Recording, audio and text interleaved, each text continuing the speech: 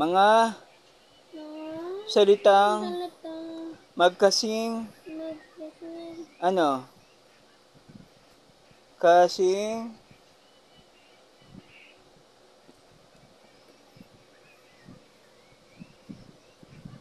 kahulugan at magkasalungat. Mga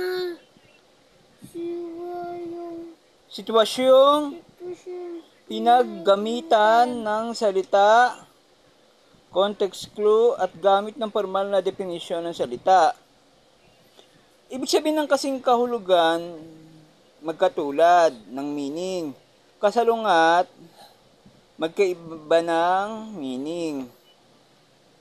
Sa araling ito, ikaw ay inaasahang makapagbibigay ng kahulugan ng mga salita sa pamamagitan ng pagbibigay pang kasing kahulugan at kasalungat.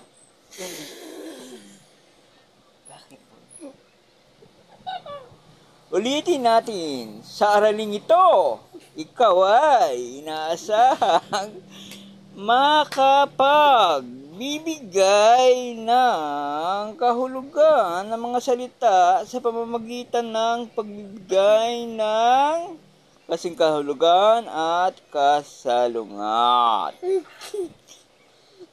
Makapagbibigay ng sitwasyon.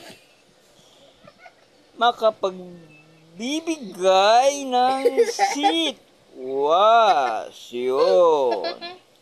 Ginagamitan ng salita, context clues, at makagagamit ng formal na. Ano sabi, Paul? Ito.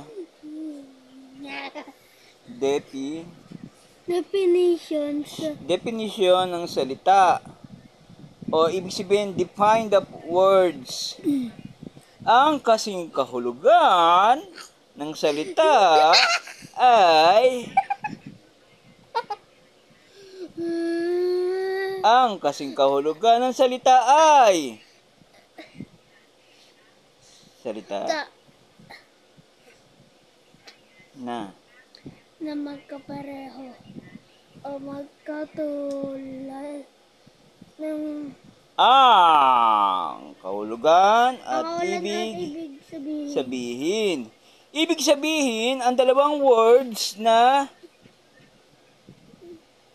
masasabing magkasing kahulugan kung iisa ang ibig sabihin nito. Iyon yung kasing kahulugan. Kasalungat, dalawang salita na magkaiba ang kahulugan. O ibig sabihin, iyon yung tinatawag na ang kasalungat na salita. Ano yung ang kasalungat na salita? Basa.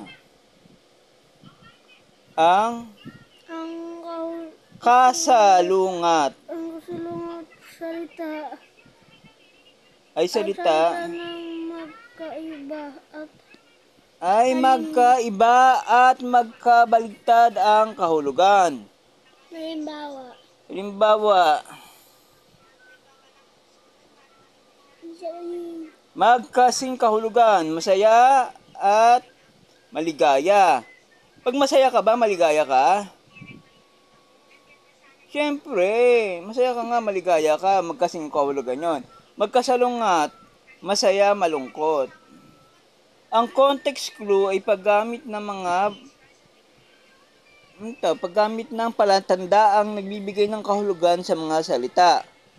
Paborito ni Mira ang bonsai. Kahit ito ay bansot na halaman. Ang salitang bonsai ay nagbibigay ng kahulugan sa salitang bansot. Minsan ay ginagamit din ang pagbibigay ng halimbawa o hindi direktang salita tungkol sa isang bagay. Halimbawa, paborito ko ang pagkain ng gulay. Naubos ko ang inilagay ni nanay sa tasa. Ang salitang paborito ay nagbibigay kahulugan sa salitang naubos. O, malapit na tayo.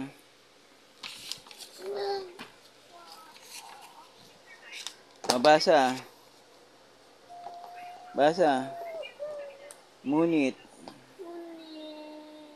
Ngunit, ang kadalasan na ginagamit upang malaman ang kahulugan ng salita ay ang definisyon. Malalaman mo ang kahulugan ng salita gamit ang diksyonaryo. Sabi dito, ngunit ang kadalasan na ginagamit upang malaman ang kahulugan ng salita ay ang definition. Malalaman mo ang kahulugan ng salita gamit ang diksyonaryo.